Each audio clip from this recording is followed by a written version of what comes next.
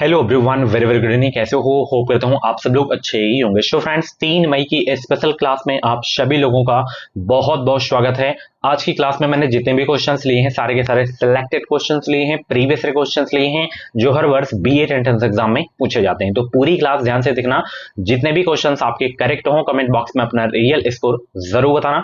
अगर आप लोगों को बीएड कम फीस में करना है, मात्र 50,000 में अगर आपको बीएड करना है तो आप हमसे कांटेक्ट कर सकते हैं। हमारे कॉलेज में आप एडमिशन ले सकते हैं मात्र 50,000 में।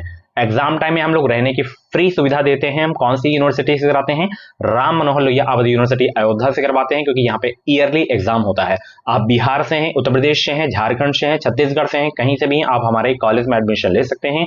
अधिक जानकारी के लिए आप जो है इस नंबर पर कॉन्टेक्ट कर सकते हैं। अगर आप लोग को मिलना है तो प्रयागराज में हमारी ऑफिस से आके मिल सकते हैं। बाकी तैयारी भी करना है तो ये नोट्स ले लो, तैयारी करते रहो। बहुत ही बेहतरीन नोट्स है। इस व्हाट्सएप पे आपको मैसेज करना है, 49 रुपीज का पेमेंट करना है, आपको नोट्स सेंड कर दी जाएगी। ठीक है, चलिए आज की क्लास का सबसे पहला प्रश्न, अग्निवलय किसे कहा जाता है? बताएंगे सब लोग। अग्निवलय किसे कहा जाता है? अटलांटिक परिमेखला, हिंद परिमेखला, प्रशांत परिमेखला, आर्कटिक परिमेखला। फर्स्ट का राइट आंसर बताने का प्रयास करेंगे सब लोग। गुड इवनिंग सभी को। वीडियो को लाइक शेयर जरूर कर देना। 2025 में अगर आपको बीएड करना है तो चैनल को आप लोग सब्सक्राइब जरूर कर लेना, ताकि जो भी बीएड पुलिस परीक्षा की अपडेट आए, क्लासेस आए, उनका नोटिफिकेशन आपको टाइम टाइम से मिलता रहे। अग्निवलय प्रशांत परिमेखला को कहा जाता है। ऑप्शन सी करेक्ट हो जाएगा। भारत में डाक सूचकांक प्रणाली की शुरुआत किस वर्ष हुई थी? 1950, 1965, 1959 या 1972? दूसरे प्रश्न का जवाब दीजिए।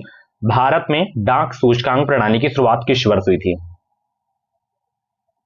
इसकी शुरुआत 1972 में हुई थी। ऑप्शन डी आपका बिल्कुल करेक्ट हो जाएगा। ठीक है। अशोक के शिलालेखों की लिपि कैसी है? देवनागरी, ब्राही, खरोष्टी या हायरोग्लाइफिक्स?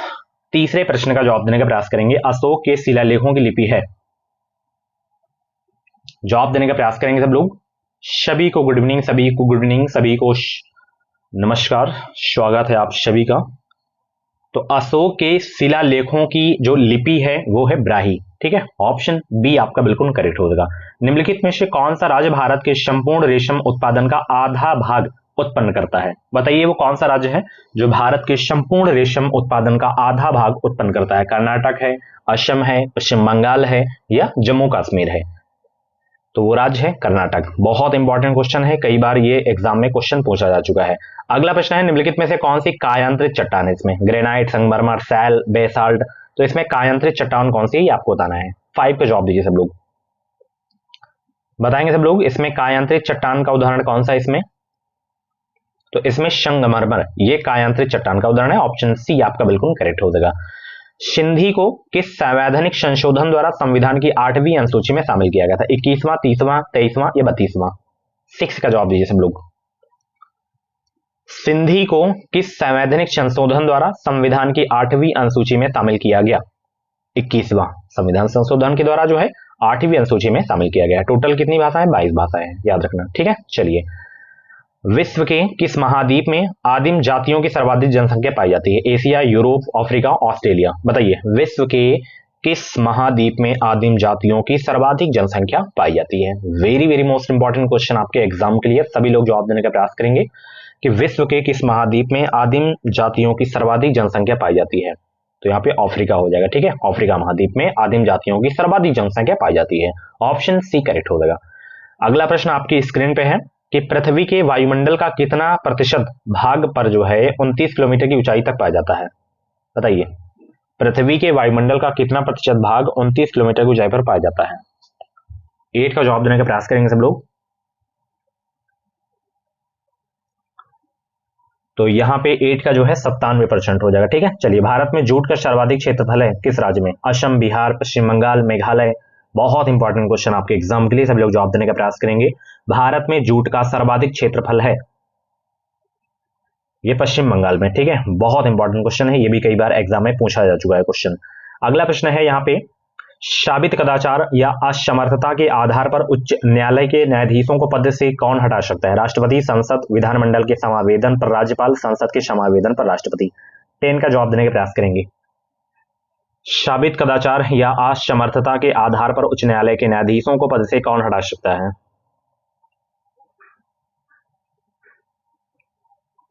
तो यहां पे आपका करेक्ट आंसर होगा संसद के समावेदन पर राष्ट्रपति। ऑप्शन डी आपका बिल्कुल करेक्ट हो जाएगा।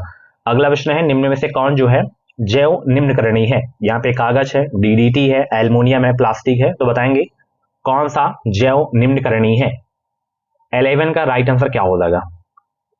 गुड इवनिंग सभी को, वीडियो को लाइक कर दो, अभी भी लाइक की संख्या बहुत ही कम है, और चैनल पर नए हैं तो सब्सक्राइब जरूर कर लेना, क्योंकि 75% ऑडियंस ऐसी हमारी जो बिना सब्सक्राइब करके क्लास को देखती है, तो आप ऐसा ना करें, सब्सक्राइब करके ही देखें ताकि जुड़े रहें आप लोग हमसे कि बीएड के बाद का प्रोसेस क्या होता है, बीएड में अच्छा परसेंटेज कैसे ला जाता है, टेट सीटेट एग्जाम को कैसे क्वालिफाई किया जाता है, सारी जानकारी आपको मिलती रहेंगी। तो इसमें जैव निम्नकरणीय जो आपका है वो है कागज, ऑप्शन ए करेक्ट हो जाएगा। चलिए, भारत का सबसे लंबा बांध कौन सा है बताइए। भारत का सबसे लंबा बांध कौन सा है। भाखड़ा नागल बांध, हीराकुंड बांध, नागार्जुन सागर बांध, कोसी बांध, कौन सा है बताइए। तो भारत का सबसे लंबा बांध जो है हीराकुंड बांध है, ठीक है, ऑप्शन सी आपका बिल्कुल करेक्ट हो जाएगा। राष्ट्रीय रसदार फल अनुसंधान केंद्र और स्थित कहां। ईटानगर, नागपुर, शिमला, जूनागढ़, बताइए कहां है। राष्ट्रीय रसदार फल अनुसंधान केंद्र और स्थित कहां। 13 का जवाब देने का प्रयास करेंगे सब लोग। तो राष्ट्रीय रसदार फल अनुसंधान केंद्र और स्थित है नागपुर में, ऑप्शन सी आपका बिल्कुल करेक्ट हो जाएगा। निम्नलिखित में से किस प्रधानमंत्री ने अपने जो है कार्यकाल के दौरान संसद का जो है सामना नहीं किए।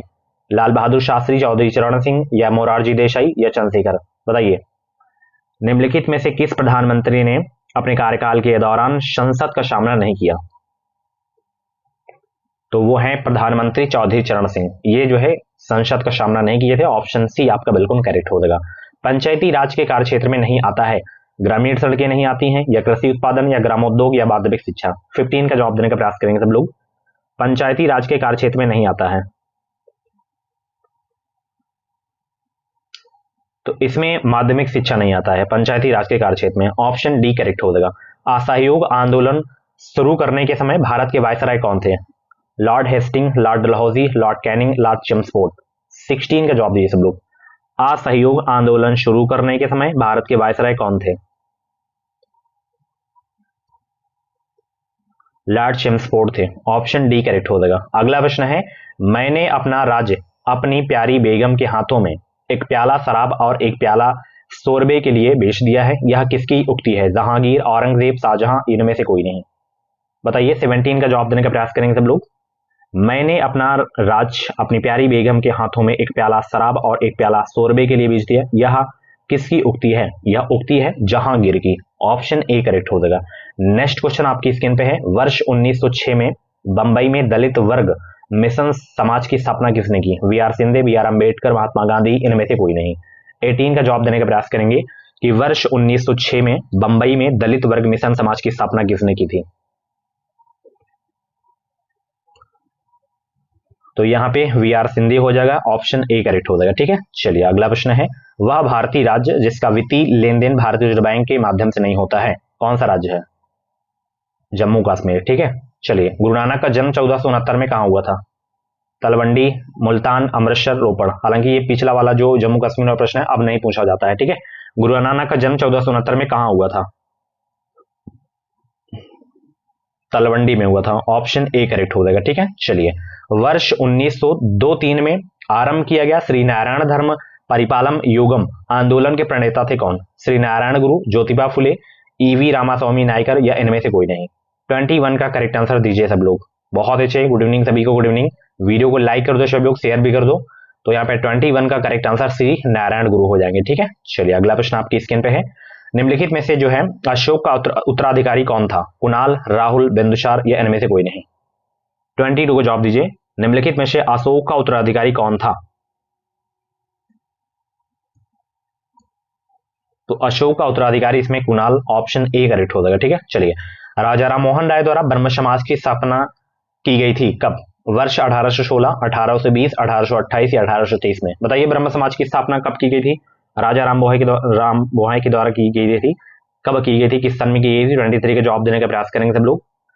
तो राजा राम मोहन राय के द्वारा ब्रह्म समाज की स्थापना की गई थी, ये की गई थी वर्ष जो है 1828 में, ऑप्शन सी आपका बिल्कुल करेक्ट हो जाएगा, ठीक है। चलिए, अगला प्रश्न बहुत इंपॉर्टेंट है कि गांधी जी किस गोलमेज सम्मेलन में भाग लेने के लिए लंदन गए थे? प्रथम गोलमेज सम्मेलन में, या तृतीय, या द्वितीय, या इनमें से कोई नहीं।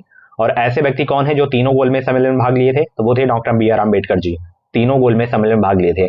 और गांधी जी जो है द्वितीय वाले में ले गए थे, ठीक है, भाग। ऑप्शन बी आपका बिल्कुल करेक्ट हो जाएगा, ठीक है। शिवाजी के आध्यात्मिक गुरु कौन थे? रामदास, एकनाथ, तुकाराम, या इनमें से कोई नहीं। जवाब दीजिए सब लोग। शिवाजी के आध्यात्मिक गुरु कौन थे? तो रामदास थे। ऑप्शन ए आपका बिल्कुल करेक्ट हो जाएगा। अगला प्रश्न है, अमेरिका में फ्री हिंदुस्तान अखबार किसने शुरू किया था? बताइए सब लोग।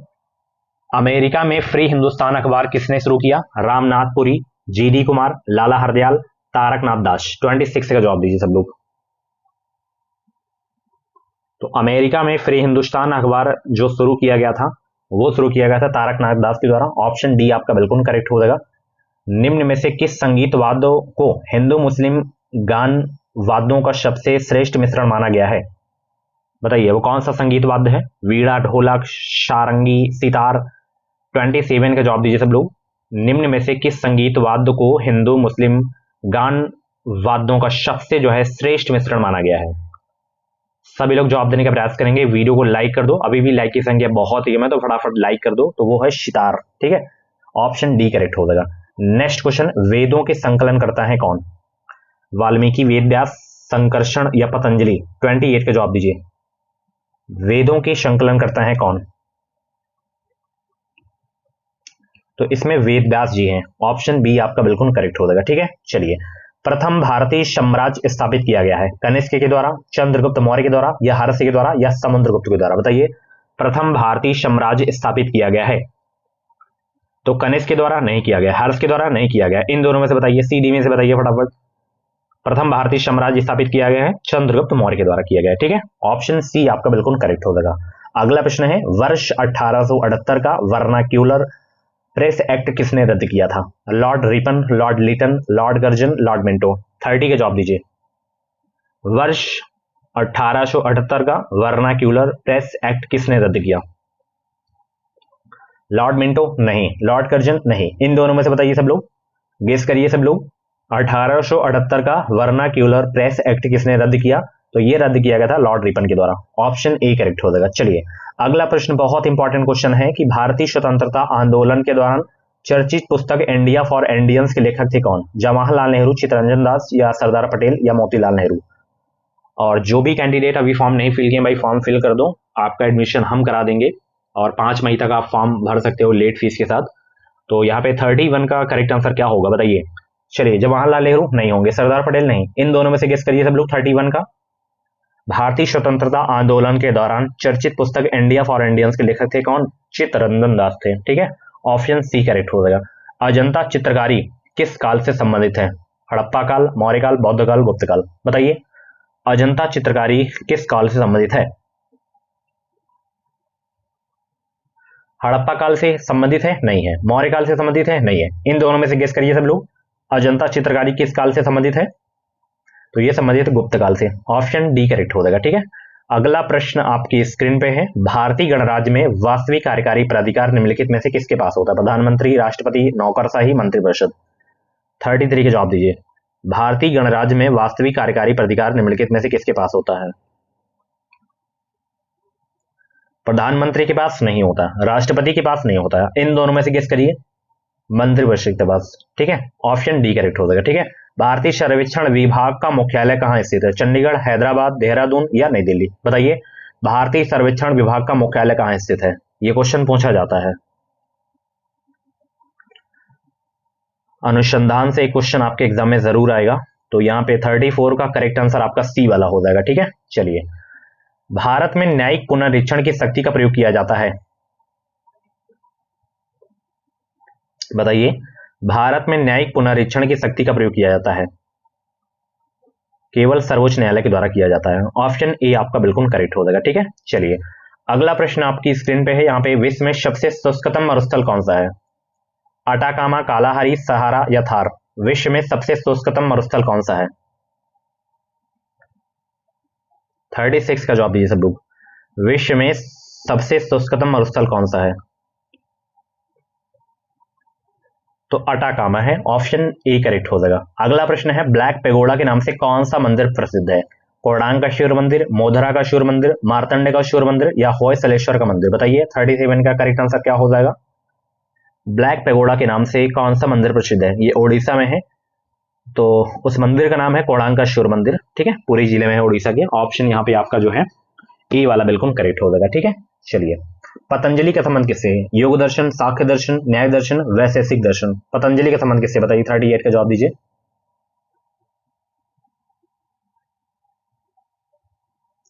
तो योग दर्शन से पतंजलि का संबंध, ऑप्शन ए करेक्ट हो जाएगा। संस्कृत से सर्वाधिक प्रभावित द्राविड़ जो है भाषा कौन सी है? तमिल, तेलुगु, कन्नड़, मलयालम? संस्कृत से सर्वाधिक प्रभावित द्राविड़ भाषा है कौन सी?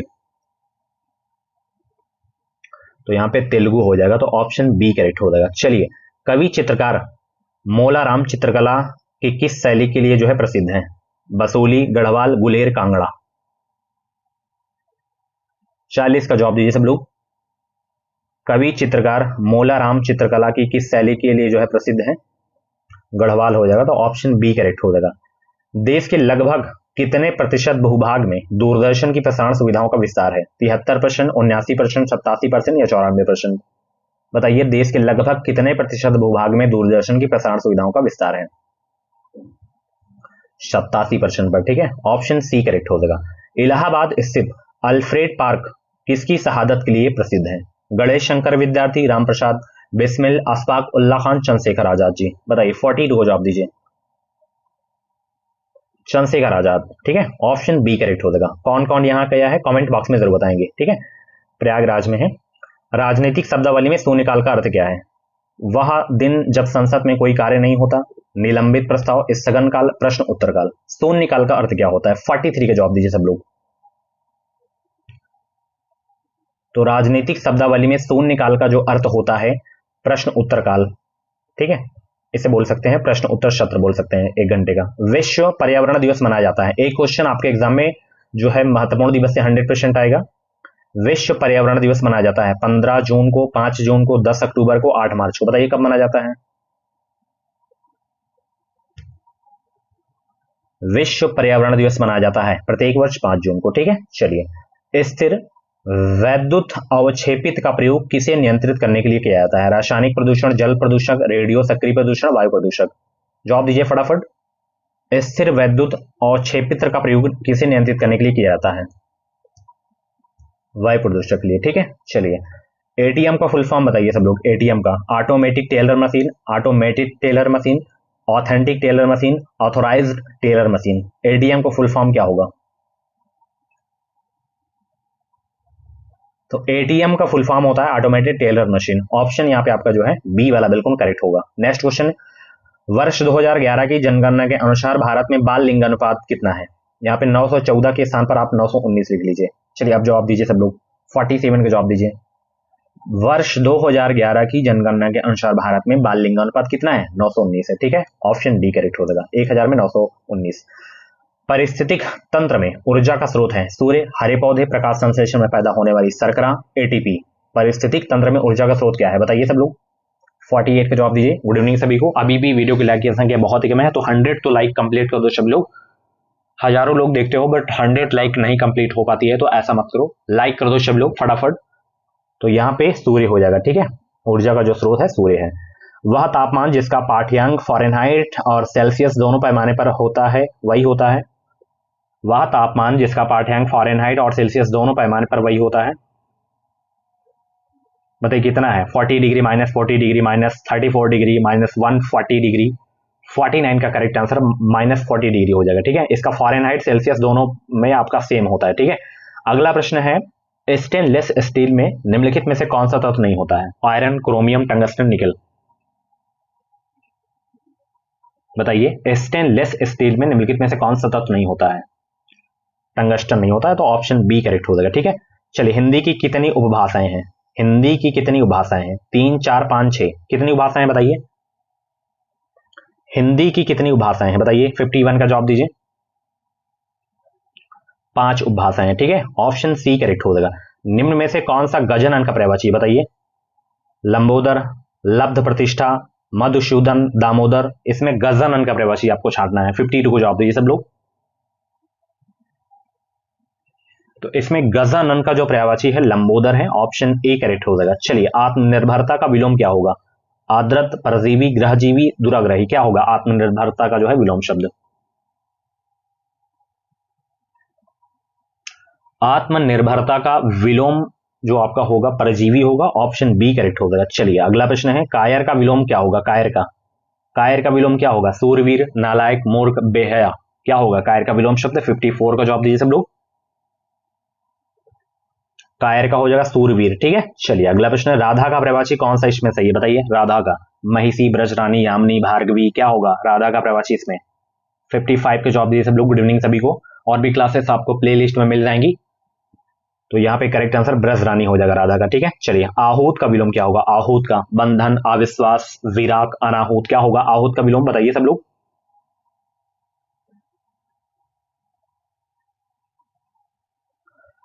तो आहूत का यहाँ पे विलोम शब्द आपका जो होगा अनाहूत हो जाएगा। ठीक है, चलिए, हंसी का तत्सम शब्द क्या होगा? हंसी का हस्त, मुस्कान, मुस्कुराहट, हास्य, क्या होगा हंसी का तत्सम शब्द बताइए? 57 का।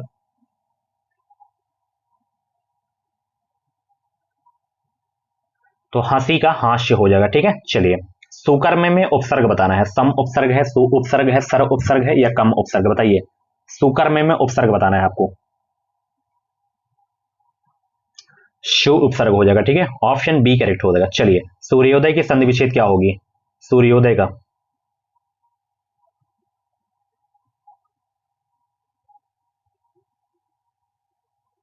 सूर्योदय का सूर्यधन उदय हो जाएगा। ठीक है, चलिए, नीलंबर में कौन सा समास है? नीलंबर में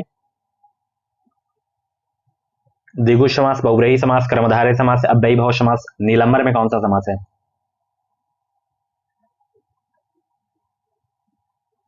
तो यहाँ पे बहुव्रीहि समास हो जाएगा। ठीक है, चलिए अगला प्रश्न। अब देखिए, यहाँ पे कर्मधारय भी था तो बहुव्रीहि ही उस कंडीशन में आपको टिक करना है अगर दोनों आ जाए, क्योंकि दोनों समास होते हैं इसमें। आवश्यकता से अधिक धन के त्याग का क्या अर्थ है? उपरिग्रह, अपरिग्रह, सपरिग्रह, अपरिग्रह, क्या होगा आवश्यकता से अधिक धन के त्याग का अर्थ? तो यहाँ पे सपरिग्रह हो जाएगा। ऑप्शन सी करेक्ट हो जाएगा। जीने के लिए उपन्यास के लेखक कौन है? जीने के लिए बताइए सब लोग, जीने के लिए उपन्यास के लेखक कौन है? राहुल सांकृत्यायन है, ऑप्शन बी करेक्ट हो जाएगा। सही शब्द का चयन कीजिए। सही शब्द इसमें कौन सा है? प्रख्यात, प्रख्यात, प्राख्यात, प्रख्यात, क्या होगा सही शब्द? शुद्ध शब्द कौन सा है? 63 में जवाब दीजिए सब लोग। प्राख्यात होता है। ठीक है, अगला प्रश्न यहाँ पे, निम्नलिखित में से कौन सी रचना मैथिली शरण गुप्त जी की नहीं है? 64 का जवाब दीजिए सब लोग। बताएंगे सब लोग इसमें। देखिए, साकेत मैथिली शरण गुप्त की है, यशोधरा भी है, भारत भारती भी है। ये दोनों तो बहुत इंपॉर्टेंट है, बहुत पूछी जाती हैं। कैदी और कोकिला नहीं है मैथिली शरण गुप्त की, ये माखनलाल चतुर्वेदी जी की है। ठीक है, चलिए, महादेवी वर्मा के काव्य में क्या प्रधान है? रहस्यवादी श्रृंगार, रहस्यवादी वीरता, प्रयोगवादी चेतना, प्रगतिवादी विचारधारा। महादेवी वर्मा के काव्य में क्या प्रधान है? 65 को जवाब दीजिए सब लोग। रहस्यवादी श्रृंगार हो जाएगा, तो ऑप्शन ए करेक्ट हो जाएगा। निम्नलिखित में से कौन निराला की रचना से नहीं है? बादल, राग, परिवर्तन, सरोज, स्मृति, तुलसीदास, बताइए कौन निराला की रचना से नहीं है इसमें?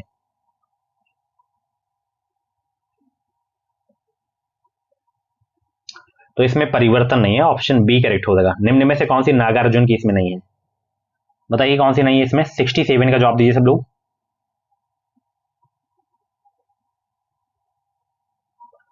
तो बादल को घिरते देखा, बादल, जहरी खाल के, सिंदूर, तिलकित भाल, ये सब नागार्जुन की रचना है।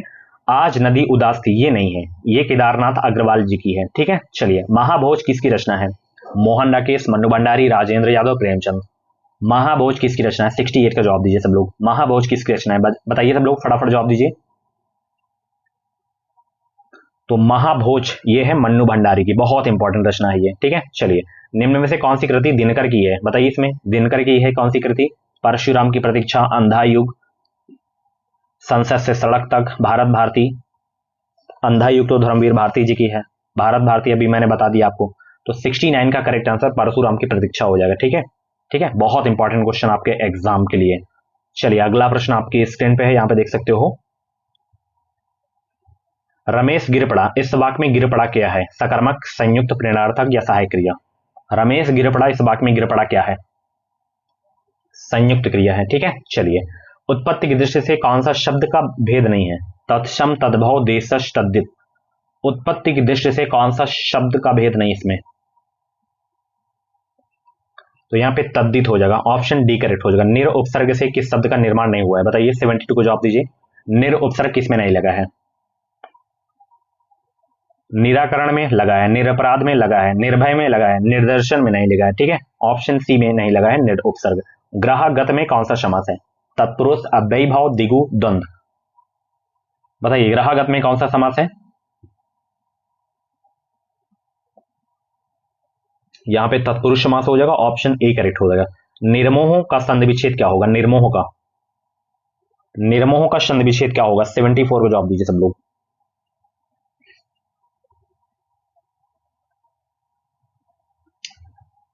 तो यहां पे करेक्ट आंसर निधन मोह हो जाएगा। ठीक है, चलिए। षड्यंत्र का संधि विच्छेद क्या होगा? षड्यंत्र का 75 को जवाब दीजिए। षड्यंत्र का संधि विच्छेद क्या होगा? तो यहाँ पे षड्धन यंत्र हो जाएगा। ठीक है, चलिए। चतुर्वेद में समास बताइए। चतुर्वेद में दिगु, कर्मधारय, द्वंद्व, अव्ययी भाव। चतुर्वेद में समास बताने आपको।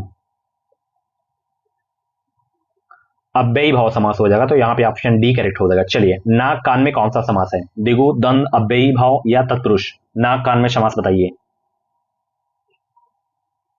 माता पिता, रात दिन, भाई बहन। ठीक है, इसमें सब में दोनों पद प्रधान होते हैं। नाक कान में भी आपका द्वंद्व समास हो जाएगा। ठीक है, चलिए। अनुनय, विनय से भी ना पसीजना, इनमें से किस मुहावरे का अर्थ है? अटल रहना, जड़ हो जाना, टस से मस ना होना, आहल्या बनना। 78 का जवाब दीजिए। अनुनय, विनय से भी ना पसीजना, इनमें से किस मुहावरे का अर्थ है?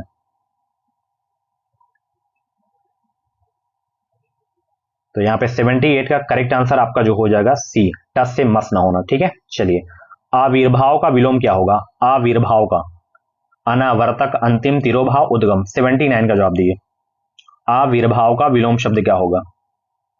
तिरोभाव हो जाएगा, ऑप्शन सी। सही वर्तनी वाला शब्द चुनिए इसमें। सही वर्तनी किसकी है? निरूपाय, ये आपका सही है। ठीक है, हिंदी दिवस किस तिथि को मनाया जाता है? बताइए। हिंदी दिवस प्रत्येक वर्ष 14 सितंबर को। ठीक है, और विश्व हिंदी दिवस 10 जनवरी को। ठीक है, कंफ्यूज मत होना।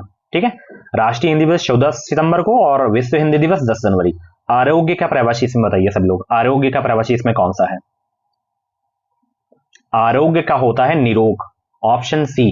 नेक्स्ट क्वेश्चन, इंद्र का प्रवासी कौन सा है? इंद्र का इंद्रेश, धर्मेंद्र, देवेंद्र, विजयेंद्र। इंद्र का प्रवासी बताइए सब लोग। तो इंद्र का प्रवासी इसमें देवेंद्र हो जाएगा, ऑप्शन सी। कानन किस शब्द का विलोम है? कानन। 84 को जवाब दीजिए। गुड इवनिंग सभी को। अभी भी 100 लाइक नहीं हुई है, फटाफट यार लाइक कर दो सब लोग, बार बार करना कहना पड़े। कानन किस शब्द का विलोम? तो यहां पे करेक्ट आंसर आपका शहर हो जाएगा। ठीक है, चलिए। कृतज्ञ इनमें से किसका विलोम है? कृतज्ञ। 85 को जवाब दीजिए। कृतज्ञ, कृतज्ञ इनमें से किसका विलोम है? कृतज्ञ का है। ठीक है, चलिए। निम्नलिखित में से कौन सी रचना धर्मवीर भारती की नहीं? इसमें गुनाहों का देवता, कनुप्रिया, अंधायुग, नाच्यो, बहुत गोपाल। बताइए सब लोग, इसमें कौन सी नहीं है? तो इसमें गुनाहों का देवता, अंधायुग, कनुप्रिया, ये तीनों धर्मवीर भारती की है। नाच्यो, बहुत गोपाल ये नहीं है। ये तीनों रचनाओं को याद रखना बहुत ही इंपॉर्टेंट है, यही पूछता है अगर पूछेगा धर्मवीर भारती जी की रचना में। लेखक में प्रत्यय बताइए कौन सा प्रत्यय है? अन प्रत्यय, अनी प्रत्यय, अक प्रत्यय, अक्कड़ प्रत्यय। लेखक में प्रत्यय बताइए। 87 का जवाब दीजिए, फटाफट जवाब दीजिए सब लोग। तो अक प्रत्यय हो जाएगा। ठीक है, चलिए। पावक में प्रत्यय बताइए। पावक में 88 का जवाब दीजिए। पावक में प्रत्यय कौन सा है? अक प्रत्यय है। ठीक है, राजर्षि का संधि विच्छेद क्या होगा? राजधन ऋषि, रजधन ऋषि, रजाधन ऋषि, राधन ऋषि। क्या होगा राजर्षि का संधि विच्छेद? राजधन ऋषि हो जाएगा, तो ऑप्शन ए करेक्ट हो जाएगा। चलिए, अगला प्रश्न आपकी स्क्रीन पे है भाई। अभ्यार्थी में कौन सी संधि है? अभ्यार्थी में बताइए। दीर्घ संधि, यण संधि, अयादि संधि, गुण संधि, कौन सी है बताइए सब लोग। अभ्यार्थी में कौन सी संधि है? यण संधि हो जाएगी, तो ऑप्शन यहाँ पे बी आपका करेक्ट हो जाएगा। निम्न में से कौन सा शब्द तद्भव इसमें? 91 का जवाब दीजिए। ग्रह, अग्नि, घर, क्षीर, कौन सा इसमें तद्भव शब्द है? ये तत्सम है, ये आपका तत्सम है, ये आपका तत्सम है। ठीक है, घर आपका तद्भव शब्द है, इसका तत्सम ग्रह होता है। ठीक है, अग्नि का आग होता है। ठीक है, चलिए। व्याकरण दर्पण किसकी रचना है? शिवपूजन सहाय, किशोरीदास वाजपेयी, रामचंद्र शुक्ल, श्याम सुंदर दास। व्याकरण दर्पण जो है किसकी रचना है, बताइए सब लोग फटाफट। ये शिवपूजन सहाय जी की है, ठीक है। चलिए अगला प्रश्न है, निम्न में से किस वाक्य में क्रिया विशेषण अशुद्ध रूप से प्रयुक्त हुआ है, बताइए कौन सा वो वाक्य है चारों में से जिसमें क्रिया विशेषण अशुद्ध रूप से प्रयुक्त है।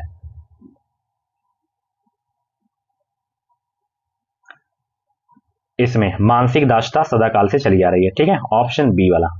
शब कुत्ते एक साथ दौड़ रहे हैं, इस वाक्य में कौन सा विशेषण है। शब कुत्ते एक साथ दौड़ रहे हैं, इस वाक्य में कौन सा विशेषण है, अनिश्चित, ठीक है।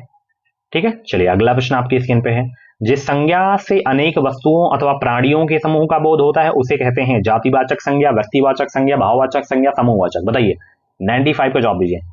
जिस संज्ञा से अनेक वस्तुओं अथवा प्राणियों के समूह का बोध होता है, जैसे बाजार हो गया, कक्षा हो गया, समूहवाचक संज्ञा हो जाता है, ठीक है। चलिए निम्न में से कौन सी जो है, निम्न में कौन रचना की दृष्टि से शब्द का भेद नहीं है इसमें, बताइए। रचना की दृष्टि से शब्द का भेद नहीं है कौन सा इसमें, तो ये विदेशज नहीं है। गायक शब्द का संधि विच्छेद क्या होगा, गायक का 97 का जवाब दीजिए। गए धन अक हो जाएगा, ठीक है। चलिए वा का उच्चारण स्थान किससे होता है, वा का दंतोष्ट ओष्ट दंत तालव्य, दंतोष्ट से होता है। अमीर खुसरो की रचनाएं किस बोली में रचित हैं, अमीर खुसरो की रचनाएं किस बोली में रचित हैं, खड़ी बोली में है। चलिए लब्ध प्रतिष्ठ में समास है, अव्ययी भाव, द्वंद्व समास, द्विगु समास, बहुरही समास, बहुरही समास हो जाएगा, ठीक है। तो ये थी आज की क्लास 3 मई की। कैसी लगी क्लास, कमेंट बॉक्स में फीडबैक जरूर देना। बाकी मिलते हैं हम अगली क्लास पे। Thanks for watching. एडमिशन के लिए आप कांटेक्ट कर सकते हैं हमसे। वीडियो को लाइक शेयर करो। Bye bye, take care.